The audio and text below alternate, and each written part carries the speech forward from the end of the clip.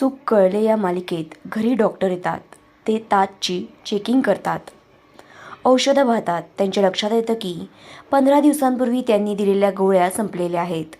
मग तुम्ही कोणत्या गोळ्या देत होतात असंही ते विचारतात. मिथिलेला काहीच कळत नसतं, कारण गोळ्या तर ती देत असते. ती रडकुंडीला येते, माधवला खूप विनवण्या करते. नैनाचं गरोदरपणाचं सत्य माधव पुढे अशा पद्धतीनं आल्यानंतर आता तो खूपच निराश झालेला असतो. त्याला मिथिलावर विश्वास असतो की त्याच्यापासून ती काहीच लपवून ठेवत नाही.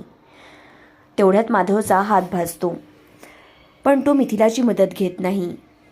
ज्याने जखम दिली आहे त्याने कधी फुंकर घालू नये असे तो तिला सुनावतो.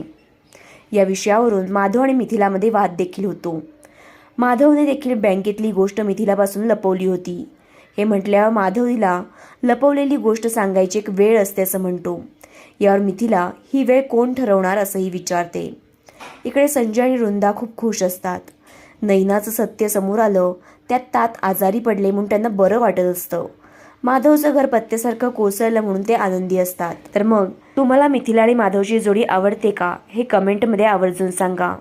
आणि आमच्या चॅनलला लाईक, शेअर आणि सबस्क्राईब करा.